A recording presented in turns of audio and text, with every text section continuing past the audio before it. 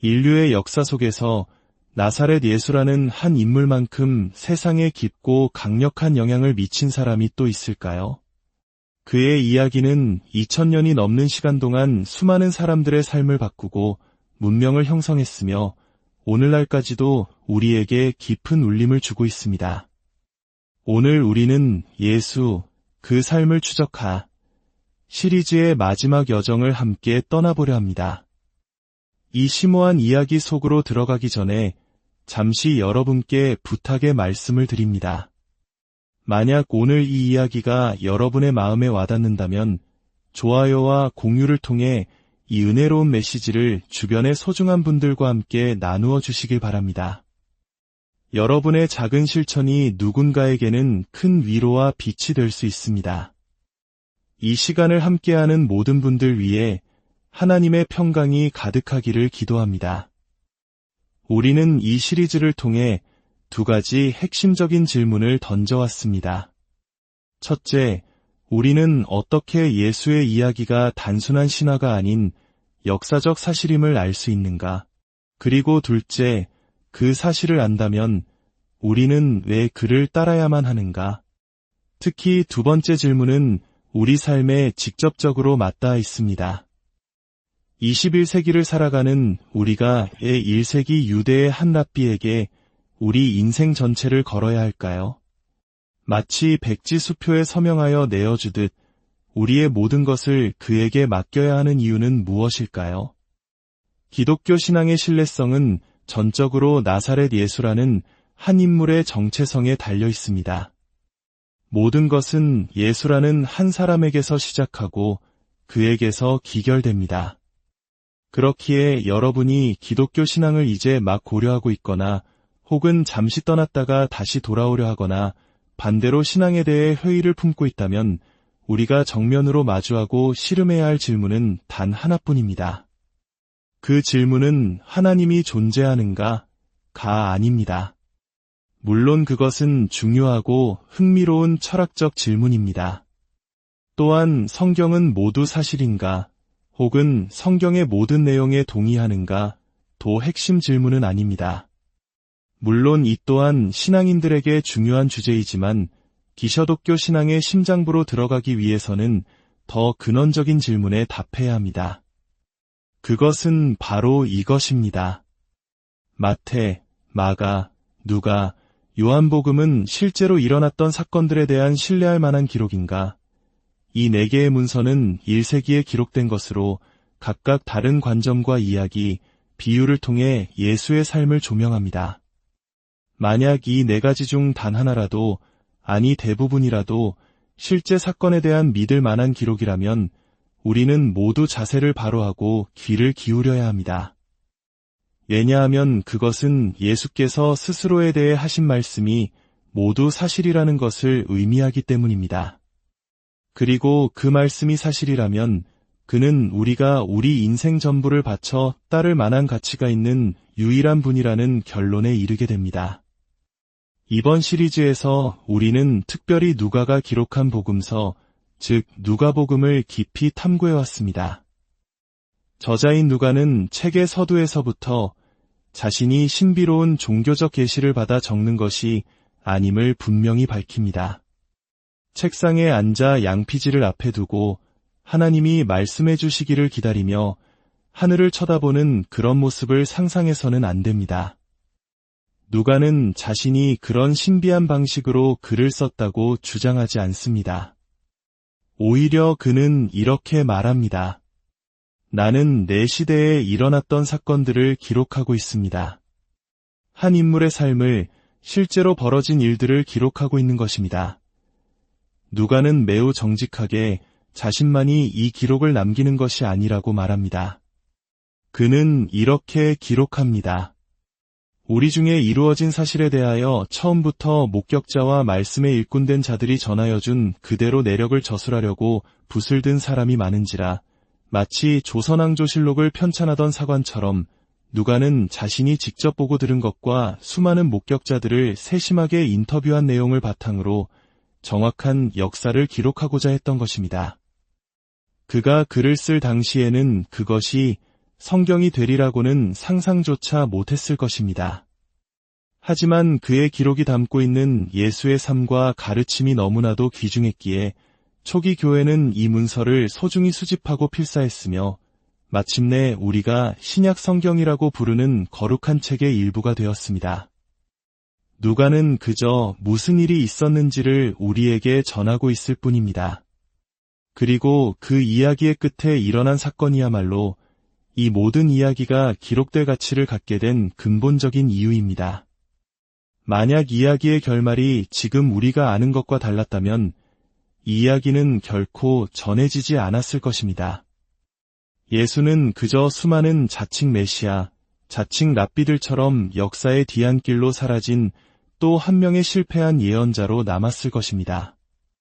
이야기의 마지막에 일어난 그 사건이 이야기 전체를 이해하는 열쇠이자 모든 것에 의미를 부여하는 배경이 됩니다. 그리고 그 이야기의 끝은 이렇게 시작됩니다. 해골이라 하는 곳에 이르러 거기서 예수를 십자가에 못 박고 두 행악자도 그렇게 하니 하나는 우편에 하나는 좌편에 있더라. 복음서 저자들은 예수의 십자가형에 대해 상세한 묘사를 하지 않습니다. 이는 매우 흥미로운 지점입니다. 그 이유는 1세기 독자들에게는 어떠한 설명도 필요 없었기 때문입니다. 그 시대 사람들은 누구나 십자가형이 무엇인지 알고 있었습니다. 길을 가다가 십자가에 매달린 처참한 광경을 직접 보거나 그 끔찍한 결과를 목격한 적이 있었습니다. 부모들은 자녀의 눈을 가리며 그 옆을 지나가야 했습니다. 십자가형은 본래 페르시아인들이 고안했고 그리스인들이 발전시켰으며 로마인들이 완성시킨 가장 잔인하고 굴욕적인 사형 방식이었습니다. 그것은 단지 죄인을 처벌하는 수단을 넘어 제국의 통치에 저항하는 이들에게 보내는 공포의 메시지였습니다. 산채로 최대한 오랫동안 고통을 주며 보는 이들에게 극도의 공포심을 심어주기 위한 공개적인 테러 행위였습니다. 로마 시민에게는 결코 집행되지 않는 가장 비참한 이들을 위한 형벌이었습니다. 누가는 바로 이 지점에서 이야기의 충격적인 결말이 시작된다고 말합니다. 가장 거룩하고 의로운 분이 가장 비참하고 끔찍한 죄인들의 자리에서 그들과 함께 죽음을 맞이하는 장면입니다. 그리고 바로 그 순간 예수는 상상할 수 있는 가장 놀랍고 우리의 마음을 뒤흔드는 말씀을 하십니다. 예수께서 하신 이 말씀은 그가 우리 모두를 초대하시는 따름의 길이 어떤 것인지를 압축적으로 보여줍니다. 저는 상상해 봅니다. 이 기록을 남긴 누가가 목격자들로부터 예수께서 십자가 위에서 하신 말씀을 처음 전해 들었을 때 그는 아마 첫 귀를 의심했을 것입니다.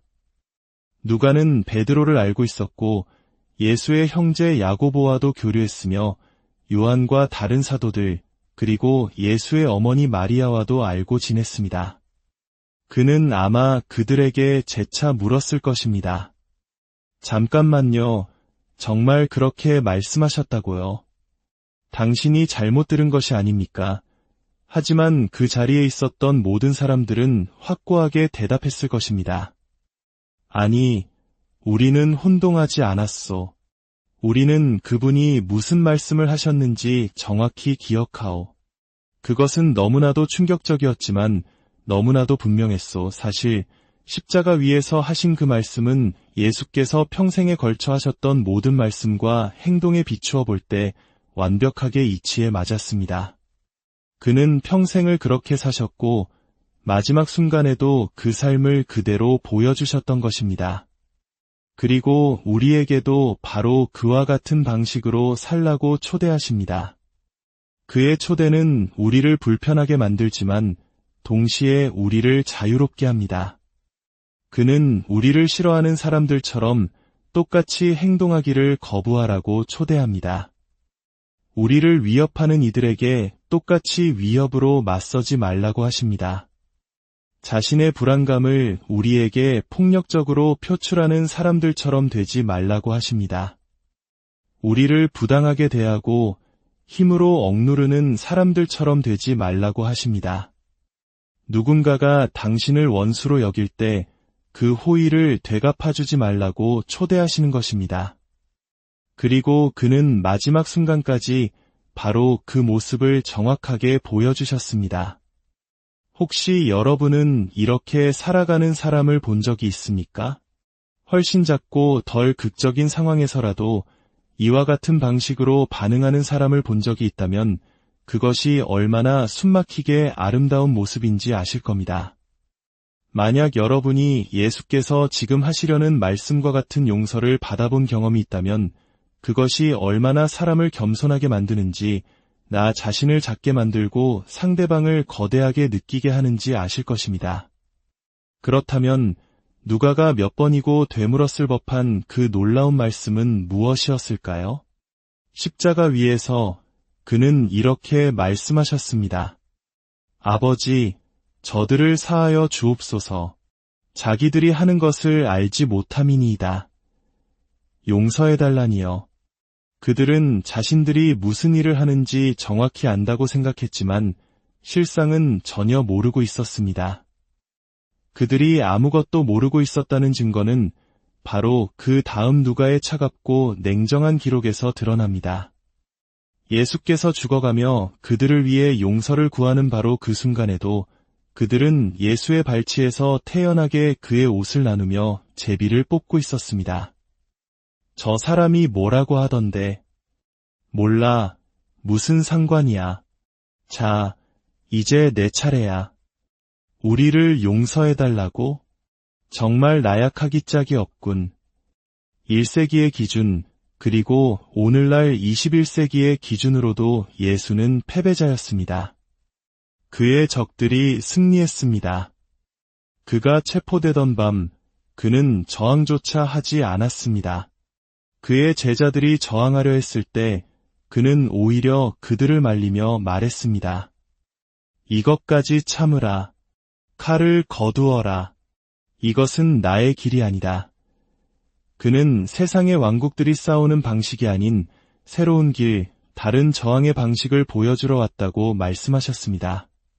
제자들은 그가 저항조차 하지 않을 것이라는 사실을 깨닫자 모두 그를 버리고 뿔뿔이 흩어져 도망쳤습니다.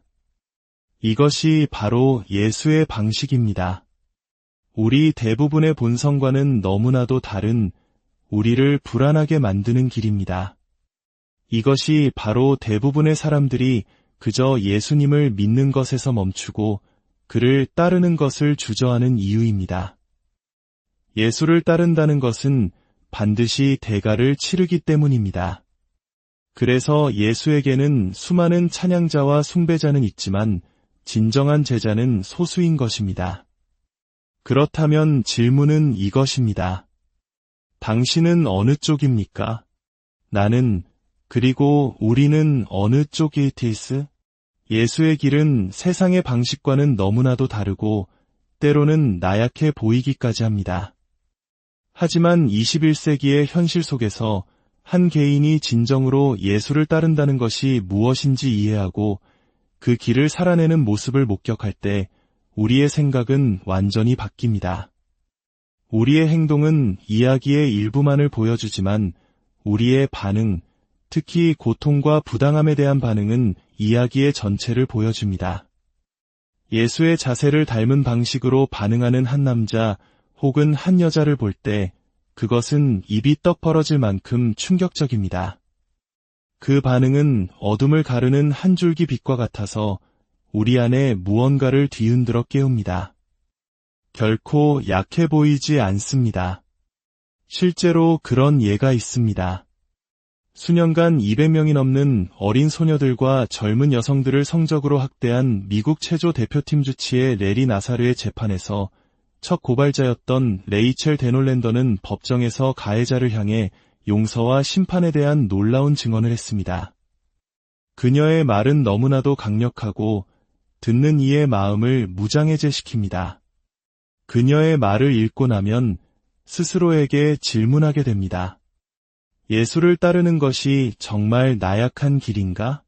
그저 지고 또 지는 길인가? 아닙니다. 우리는 그녀의 말 속에서 상상할 수 없는 힘과 존엄을 발견하게 됩니다. 2015년 앤서니 톰슨의 아내 마이라는 찰스턴의 한 교회에서 성경 공부 후 백인 우월주의자가 쏜 총에 맞아 8명의 친구들과 함께 목숨을 잃었습니다. 그리고 불과 48시간 후 해군 베테랑이었던 앤서니 톰슨은 법정에 서서 아내를 살해한 그 젊은이를 향해 공개적으로 용서를 선언했습니다. 그리고는 그의 구원을 위해 기도하겠다고 약속했습니다. 상상이 되십니까? 아내를 죽인 살인자가 당신의 아내가 있는 천국에서 영원을 함께 보내기를 바란다는 이 기도가 과연 나약한 패배자의 말일까요? 아닙니다. 우리는 그 이야기 앞에서 숙연해지며 그것이 더 나은 길, 더 위대한 길임을 본능적으로 합니다. 예수님은 우리 모두를 바로 그 더 나은 존재가 되라고 초대하십니다. 그리고 그는 마지막 순간 바로 그 더 나은 죽음을 죽으셨습니다. 누가복음 9장에서 예수님은 그의 제자들을 향한 구체적인 초대를 이렇게 말씀하셨습니다. 누구든지 나를 따라오려거든 자기를 부인하고 날마다 제 십자가를 지고 나를 따를 것이니라. 자기를 부인한다는 것은 무엇입니까? 그것은 나의 욕망, 나의 야망, 세상이 정한 성공의 규칙에 아니오라고 말하는 것입니다. 주변 사람들과 똑같이 행동하고 반응할 기회를 포기하는 것입니다. 그리고 그는 날마다 제 십자가를 지라고 말씀하십니다. 1세기에 십자가를 진다는 것은 단 하나의 의미였습니다.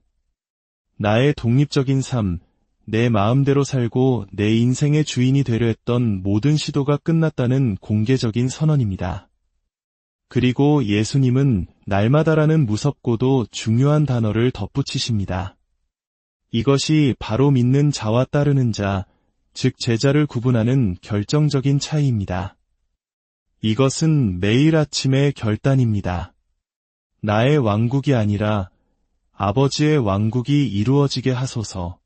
나의 뜻이 아니라 아버지의 뜻이 이루어지게 하소서. 이것은 매일 아침 나의 모든 것, 나의 손과 발, 눈과 귀, 나의 생각과 자원을 그분께 온전히 내어드리는 것입니다. 주님, 저는 100% 당신의 것입니다. 저는 제 독립성을 포기하고 당신을 따릅니다. 만약 당신이 그리스도인이라면 당신은 그렇게 살고 있습니까? 아니면 우리의 신앙이 내 죄를 용서해 주시고 우리 가족을 축복해 주시고 음식에 감사하고 문제 생기면 다시 알려드릴게요라는 수준에 머물러 있지는 않습니까? 세상을 바꾼 사람들은 결코 그런 사람들이 아니었습니다. 예수님은 이어서 말씀하십니다. 누구든지 제 목숨을 구원하고자 하면 잃을 것이요. 누구든지 나를 위하여 제 목숨을 잃으면 구원하리라. 이것은 놀라운 역설입니다. 우리가 손에 꽉 쥐고 놓지 않으려는 것은 시간이 지나면서 그 가치를 잃어버립니다. 씨앗을 심지 않고 창고에 쌓아두면 결국 썩어버릴 뿐입니다.